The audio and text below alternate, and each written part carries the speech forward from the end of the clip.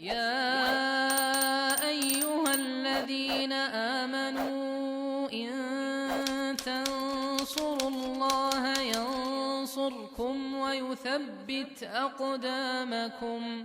Al-Anwar menemani ibadahmu, juga hijrahmu.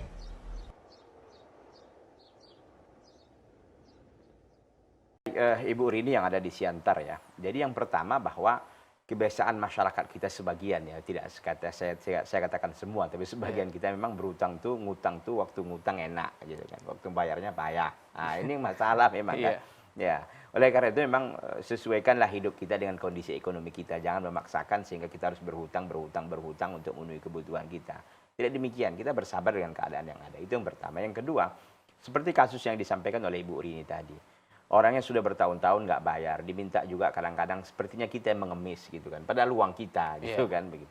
Nah, kalau ibu memang memilih opsi untuk mengikhlaskan, udahlah dihalalkan saja, udahlah tidak dituntut lagi begitu. Sudah diikhlaskan, sudah dianggap bayarlah, nggak usah dibayar lagi kan begitu.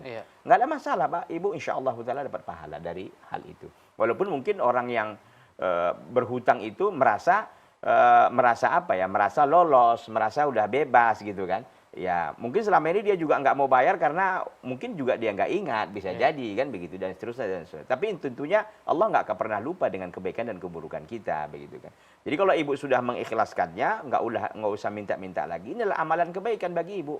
Insya Allah ibu akan mendapatkan pahala kepada orang-orang yang meringankan bahkan membebaskan orang-orang yang berhutang dari ibu. Nah itu bagus insya Allah taala. Ya kemudian tanpa sepengetahuan apakah dia di akhirat nanti terlepas beban? Enggak apa-apa. Ini kan walaupun memang tidak diberitahu kepada orang yang berhutang bahwa utangnya sudah dibebaskan, sudah diikhlaskan, begitu kan, sudah dihalalkan, nggak ada masalah.